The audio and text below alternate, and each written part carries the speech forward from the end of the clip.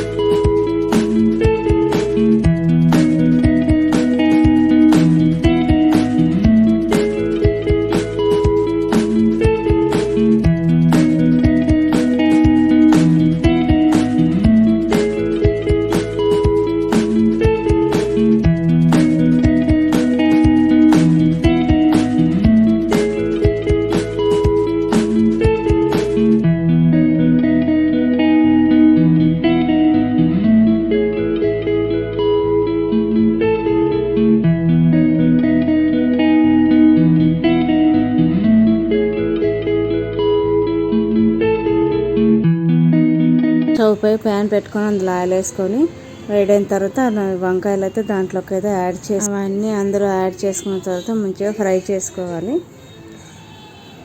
అవి ఫ్రై అయిన తర్వాత అందులోకి ఒక స్పూను అల్లం వెల్లుల్లి పేస్ట్ అయితే వేసుకోవాలి.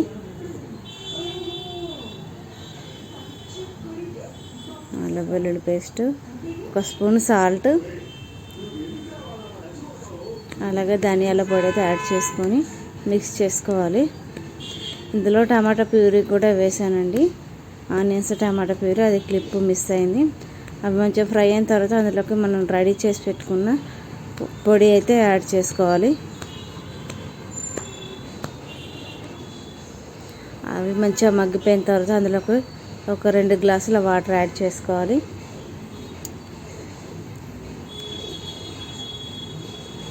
యాడ్ చేసుకున్న తర్వాత ఒక 5 మినిట్స్ అట్లా కుక్ చేసుకోవాలి. మంచిగా కుక్ అయిపోతుంది. అది నూనె పైకి తేలేదాకా మంచిగా ఉడికించుకోవాలండి. అప్పుడే కర్రీ పర్ఫెక్ట్గా కుక్ అయినట్టు.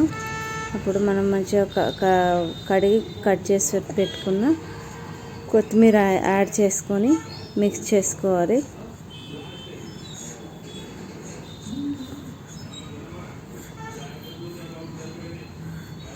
చూడండి కర్రీ అయితే ఎంత బాగా ఉడికిందో.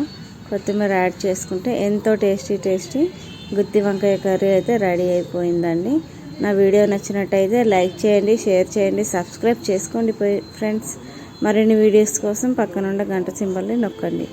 Bye friends.